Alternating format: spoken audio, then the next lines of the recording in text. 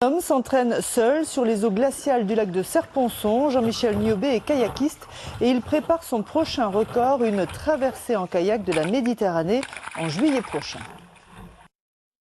Le froid ne fait pas peur à Jean-Michel Niobé. Ce kayakiste de Briançon s'apprête à battre de nouveaux records. Après avoir descendu la Loire, il s'entraîne en ce moment même à 2 pas de chez lui sur le lac de Serponçon pour sa future traversée en Méditerranée. André Servan, Michel Serran. Un sportif qui a choisi pour métier les records à battre. C'est le choix de Jean-Marie Niobé. Ce touche-à-tout n'en est pas à son coup d'essai. Enduro du Touquet, motobike sur neige, canoë sur la Durance et kayak de mer. Le sport au pluriel pour ce professionnel de 37 ans qui s'attaque à une série de records à battre. Et le terrain de jeu aujourd'hui, c'est le lac de Serponçon. Dans les Hautes-Alpes, c'est le seul endroit où tu peux naviguer l'hiver. C'est un des rares lacs qui gèle pas.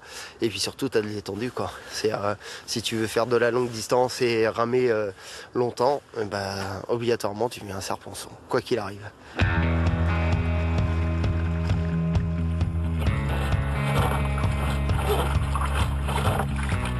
La passion donne des ailes, mais rien ne remplace l'entraînement spécifique.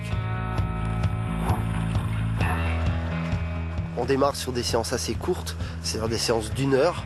Et puis au fil des entraînements, on augmente, on passe à 2, à 3 et à 4.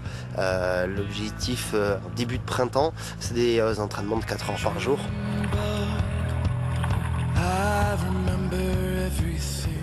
Dans une eau à 3 degrés, par des températures négatives, il faut un gros mental pour aller au bout.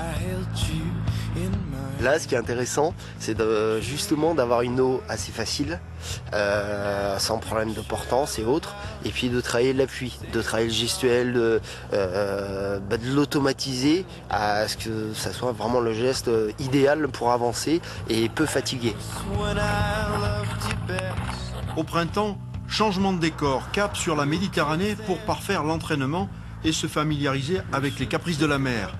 L'objectif sportif sera de battre le record de la traversée d'Ajaccio à Nice, 230 km en moins de 18 heures.